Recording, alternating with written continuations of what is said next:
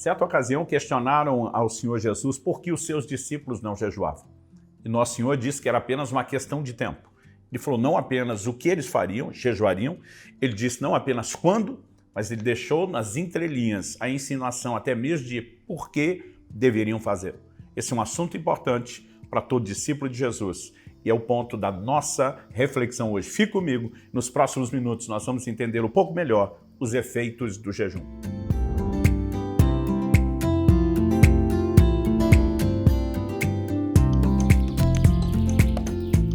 Estou hoje em Belo Horizonte, aliás, uma cena linda aqui ao fundo atrás de mim, passando para trazer mais uma palavra ao seu coração. E o texto bíblico, que será tanto o nosso ponto de partida como o trilho da nossa reflexão, está registrado em Lucas, no capítulo 5, dos versículos 33 até o 38. O texto sagrado, vou ler na Nova Almeida Atualizada, diz: então eles disseram a Jesus, os discípulos de João frequentemente jejuam e fazem orações, e os discípulos dos fariseus fazem o mesmo. Mas os seus discípulos comem e bebem. Jesus, porém, lhes disse, será que vocês podem fazer com que os convidados para o casamento jejuem enquanto o noivo está com eles? No entanto, virão dias em que o noivo lhes será tirado. E então, naqueles dias, eles vão jejuar. Também lhes contou uma parábola. Ninguém tira um pedaço de uma roupa nova para colocar sob roupa velha, pois se o fizer, rasgará a roupa nova, e além disso, o remendo da roupa nova não combinará com a roupa velha. E ninguém põe vinho novo em odres velhos, porque, se fizer isso, o vinho novo romperá os odres, o vinho se derramará e os odres se estragarão. Pelo contrário, vinho novo deve ser posto em odres novos. Essa abordagem que fazem em relação ao Senhor Jesus acontece numa época e num tempo onde o jejum era comum para os judeus. Embora no Velho Testamento houvesse apenas um imperativo, uma ordenança ou exigência de um único dia de jejum anual, que era o dia da expiação, o chamado Yom Kippur. Posteriormente, no período pós-exílio, eles passaram a ter 4 jejuns anuais. Nós entendemos, olhando o registro das Escrituras, que era hábito jejuar. Ao longo do tempo, isso se desenvolveu, como parte da prática, do relacionamento que eles tinham com o próprio Deus. E interessante que eles começam dizendo, olha, os discípulos de João, aqui uma menção de João Batista, frequentemente jejuam. O dos fariseus também. Então vem a pergunta, por que os seus não? Obviamente nós temos uma comparação que carrega aqui um teor de crítica. Imagine alguém se dirigindo aos pais de uma criança e dizem, olha, os filhos de fulano se comportam, os filhos de Beltrano são bem educadinhos, os de Ciclano são exemplos, mas os seus, obviamente a pessoa não está elogiando nem a criança e nem os pais. Ao criticar os discípulos, obviamente estavam criticando também o discipulador. E naquele momento, Jesus, que obviamente já tinha feito um jejum marcante, poderoso de 40 dias, não apenas não tinha nada contra o jejum, como o praticava, o ensinava aos seus discípulos. Por exemplo, em Mateus 6,16, ele diz, quando vocês jejuarem. Ele não diz se, como se fosse uma possibilidade. Ele trata como fato, deixa claro que esperava isso dos seus discípulos e os orienta a respeito de como fazê-los. No entanto, a resposta de Jesus, usando uma alegoria que culturalmente todos entendiam, ele diz, olha, não se pode jejuar enquanto o noivo está presente. Os convidados do casamento não vão fazer isso. Mas Jesus está dizendo, virão dias em que o noivo será tirado. E quando Jesus se refere ao noivo será tirado, não estava falando dos 3 dias de ausência entre a sua morte e ressurreição. Mas estava falando que depois de sua morte e ressurreição, quando fosse assunto aos céus, até que retornasse, toda a história da igreja seria marcada pelo jejum sendo praticado pelos seus discípulos. Portanto, sabemos que o jejum é uma prática bíblica, é do Novo Testamento, da Nova Aliança, que o Senhor Jesus espera isso dos seus discípulos e dos seus seguidores. Mas Jesus não falou apenas o que eles fariam, jejuar. Ele também disse quando, a partir do momento da sua retirada. É evidente, quando olhamos no livro de Atos, os apóstolos jejuando, que eles praticaram aquilo que o Senhor esperava deles. Embora muitas vezes as pessoas questionem o fato de que nas epístolas nós não temos ordenanças ou instruções claras para se jejuar. Nós percebemos Paulo mencionando várias vezes jejuns, nós lemos no livro de Atos por pelo menos 3 ocasiões distintas Paulo praticando o jejum e o mesmo apóstolo Paulo que dizia que as pessoas deveriam ser seus imitadores como era de Cristo.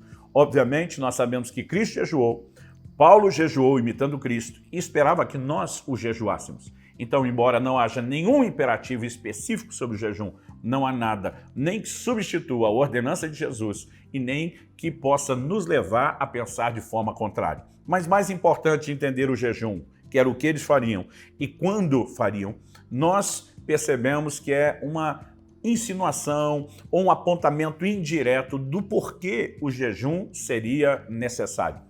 Eu tenho entendido que se nós não compreendemos os efeitos do jejum, o que ele produz, talvez nós não vamos ter o estímulo correto para jejuar. Muitos têm feito isso de forma equivocada. Jejuam como se fosse uma espécie de barganha, de moeda de troca, né? Alguns acreditam que por conta do seu sacrifício, Deus lhes deve algo, e isso é inconcebível quando pensamos na harmonia da doutrina bíblica, porque tudo o que recebemos de Deus é uma expressão da graça que se acessa mediante a fé. Deus não deve nada para ninguém porque aquela pessoa jejuou. Davi jejuou por 7 dias, esperando que uma criança sobre a qual havia sido dada uma palavra e uma sentença de juízo e de morte por causa do pecado que Davi havia cometido, não apenas com Batseba, mas também do homicídio contra Urias, né, que Deus revertesse aquele quadro, e não importa se Davi passou 7 dias jejuando, Deus sustentou a sua palavra e o seu decreto. Deus não deve nada para ninguém que jejua. O jejum, na verdade, não muda Deus, mas o jejum nos muda. E é importante que a gente entenda esse efeito e essa dinâmica. Bom, tanto aqui no Evangelho de Lucas, como nos outros chamados evangelhos sinóticos, né, que nós temos aqui relatos como o Evangelho de Mateus, no capítulo 9, de 14 a 17, o Evangelho de Marcos, no capítulo 2, de 18 a 22, apresentam não só a mesma história que lemos aqui em Lucas, mas eles são acompanhados da mesma parábola.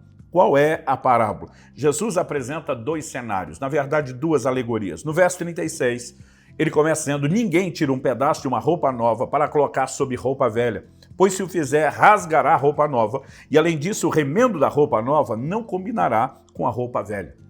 Basicamente, roupa na Bíblia fala da condição do homem diante de Deus. Então, desde Gênesis até Apocalipse, onde a Bíblia fala sobre lavar as vestes no sangue do Cordeiro, vestes fala da condição do homem diante de Deus.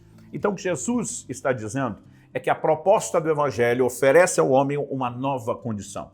O homem, por sua vez, antes de receber o Evangelho na sua velha condição, precisa entender a necessidade de uma troca e não de uma adaptação. Nós precisamos pensar com a mentalidade daquela época, quando eles não tinham guarda-roupas como nós, não trocavam roupas como a gente. Muitas vezes as pessoas faziam uma viagem sem mala, só com a roupa do corpo. Então alguém que está com a roupa rota, velha, suja, rasgada e recebe acesso a uma nova muda de roupa, tem uma solução muito simples e prática: trocar de roupa. Agora, o que Jesus está dizendo aqui, na prática do dia a dia, ninguém faria, não por impossibilidade, mas por bom senso, é que, em vez de trocar a sua roupa velha pela nova, que seria a solução completa do problema, essa pessoa diz: não, eu não preciso de toda essa provisão, né? Me dê só um pedaço dessa roupa nova que preencha o buraco dessa minha roupa velha, e isso é suficiente. Jesus está dizendo: isso anularia a provisão da roupa nova e não resolveria o problema da velha. Basicamente, ele está dizendo que quando o Evangelho chega, nós precisamos aceitar o renovo que ele proporciona e não tentar viver de remendo. O que é tentar viver de remendo? É tentar adaptar o novo de Deus na nossa velha estrutura. Muitas pessoas têm corrido nesse erro. A mesma coisa é vista na parábola do odre. Quando o Senhor fala de vinho novo, ele está falando do suco da uva, recém-espremido lá no lagar. Quando fosse armazenado numa bolsa de couro chamada odre, passaria a acontecer o processo de fermentação que daria pressão. Se o odre fosse de um couro velho ressecado, ele não ia suportar a pressão e arrebentaria. De novo, Jesus está dizendo que o vinho é a obra nova de Deus. E o novo de Deus não se recebe numa estrutura velha de vida. Isso significa, para quem tenta fazer isso, dar ao Evangelho prazo de validade. Então, quando compreendemos essa verdade, é necessário entender que o novo de Deus tem que ser recebido com uma nova estrutura e não a velha. Onde é que o jejum entra nisso? O jejum tem o poder de nos ajudar a nos adequar ao novo de Deus. Não estou falando da troca do corpo, porque o corpo não será mudado ou transformado a não ser por ocasião da vinda de Jesus. Não estou falando de uma renovação da carne num sentido literal, Mas nós precisamos entender que a velha natureza que se manifesta por meio da carne, ela precisa ser mortificada, ela precisa ser anulada em relação à sua inclinação, em relação aos seus comportamentos. E uma das maiores ferramentas que Deus nos deu para a mortificação da carne se chama o jejum. Não se vive a vida cristã ou a transformação que Deus oferece sem que haja mortificação. Em Romanos, no capítulo 12, por exemplo, o apóstolo Paulo diz que nós devemos, pelas misericórdias de Deus, oferecer o nosso corpo como um sacrifício vivo. Sacrifício vivo é um paradoxo, é uma aparente contradição, porque sacrificar é matar. Como que você sacrifica e deixa vivo? Ele está dizendo, você não vai matar o corpo de forma literal. O que é que se mata? Colossenses 3,5 diz, fazei morrer a vossa natureza terrena. O que nós precisamos matar é a carnalidade, a força da carne que se manifesta por meio do corpo. É dessa forma, diz Romanos 12, que nós vamos experimentar transformação. Nós precisamos entender que o jejum não muda Deus, o jejum nos muda. E a cultura, o hábito, a prática frequente do jejum nos ajuda no processo de mortificação da carne, para que nós possamos receber de forma correta o novo de Deus com um novo comportamento. A única forma de refrear a carne, que ela não se converte, é mandando ela para a cruz, é crucificando. O processo de mortificação envolve tanto o ato de domínio próprio, as disciplinas de refrear os desejos da carne não se limitam ao jejum, mas o jejum, ele fortalece essa prática de mortificação e nos prepara para não adequarmos o novo de Deus no velho comportamento, nos antigos desejos, mas de forma nova. Que Deus nos ajude a entender os efeitos do jejum, mortificando a carne e nos levando a adequar a nova vida de Deus para, dessa forma, sermos frutíferos para a glória do Senhor Jesus. Quero te encorajar a entender mais sobre o jejum. Você pode, na descrição, acessar um link que te dá acesso ao meu novo livro intitulado A Cultura do Jejum, que, por sua vez, vem seguido também de um curso com videoaulas que vai ampliar o seu entendimento e também a sua fé a respeito dessa prática. Deus abençoe.